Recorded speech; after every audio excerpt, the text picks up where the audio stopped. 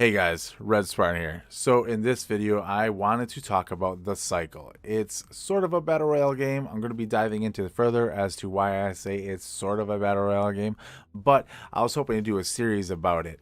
So if you guys like these kind of videos, please hit the subscribe button, hit a thumbs up. In the comments down below, please let me know what you guys would like to see about the cycle and further content. I think my next video I'm going to do is going to be about the different contracts that you do in the matches to be able to win the matches, and then from there on out, the more I play this game, the more things I'm going to dive into. Plus, I would really like to know what you guys think should be in my next video.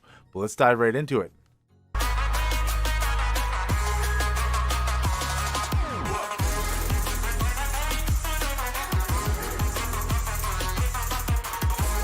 Alright guys, let's talk about the cycle. So I like to say that it's like a battle royale-ish game because everyone jumps into a map, you could fight everyone, and typically a couple people leave and one person is the definite winner.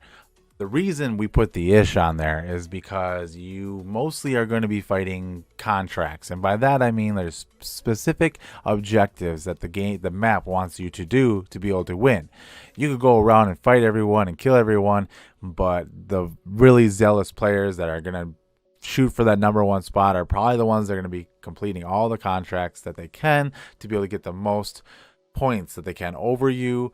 And with that as well, the faster you do contracts and the more stuff you do that's PvE, the faster you're going to get gold to be able to get the higher end weapons that you loaded into your loadout to go into these matches. Now, what I mean by loadout, so everyone kind of goes into the map with a preset loadout. So everyone starts with a pistol, but you could choose which pistol you have and the upgrades you have on that pistol. There's other things you could do. There's 4 weapon slots you could choose to be able to load in with, but you don't actually load in with them. You actually have to buy them while you're in each match. So in the battle royale sense, you're not actually finding weapons on the map. You're actually finding like crystals and gold or coins or whatever to be able to buy the weapons that you loaded into ready for you to be able to have. So you could already have your kit, your loadout that you want to have before you even go in. You just have to be able to have enough money to be able to buy it. This goes for abilities. There's abilities in this game. There's ones where you can like teleport somewhere. There's ones where you can put a turret down. There's where you can throw a grenade. There's one where you can heal. There's a whole bunch of different abilities, and there's different like alternate abilities for each ability. So like on the teleport one, there's one where you can like teleport, and then where you teleport actually explodes into a small area damage kind of like effect. And maybe with this kit you'll have like a shotgun, so you'll teleport on top of people, you'll have area effect, and then you'll already be close enough to be able to shotgun. But you kind of get what I'm saying, that you go into a match kind of like with your play style already in mind.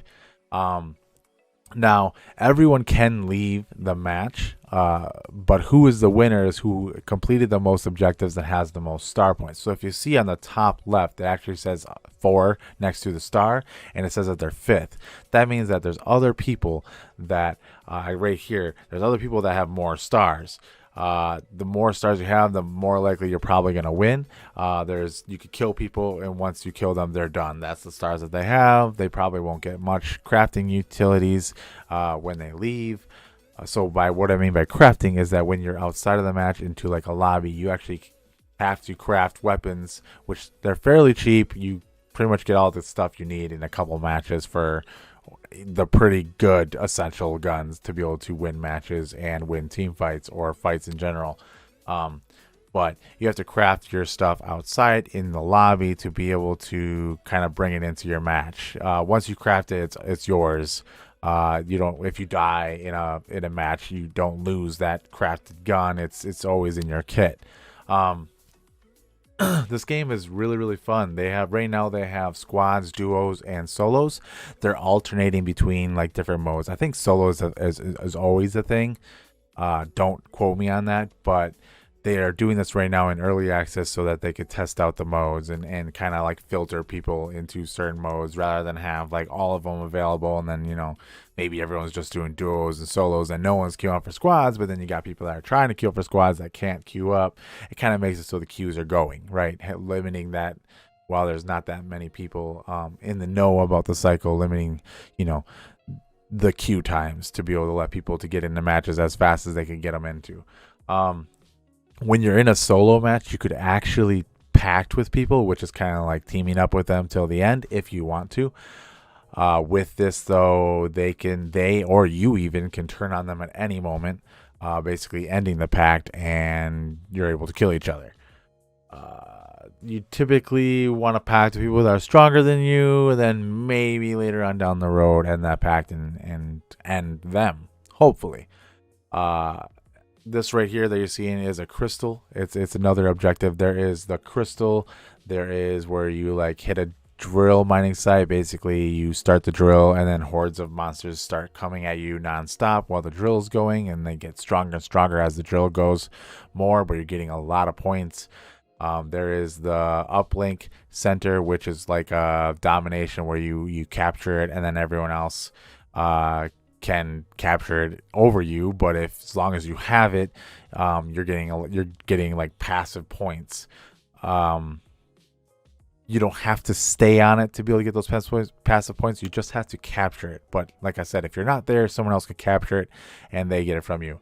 There's also like small capture points that are pretty much small like domination things and anyone can take those. They're like little drills that stay on the map, and you just get passive points by just having those as well. People can also steal those from you.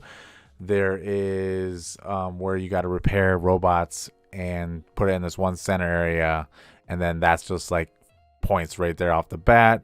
There's a crystal you can hold on to till the end of the match, and then if you end the match with it, you get a couple star points if you end it. And there's also another crystal you just hold on to, and then while you're holding on to it, you get points just for holding on to it. The thing about those two last crystals though is that everyone can see you on the map. If you're holding the red crystal, which is the one you end with, and you get points at the end, then everyone can see you. And if you're wearing the orange crystal, I believe this is the color, then everyone can see you, and you're just accumulating points by just having it. But on the serious note, ending this video, I would suggest all you guys to check out the cycle. It is really, really fun. I have lost so much of my time just diving into this game and finding new friends. The community is amazing. They all want to help everyone out so far. It is on the Epic Store, and it is free to play right now. It is in early access, so I hope to see you guys in Fortuna. That is actually the world that you go dive into when you're playing this game, and I'm really excited to see where this game goes. So on my next video will be about the contracts themselves, and I hope to see you guys there.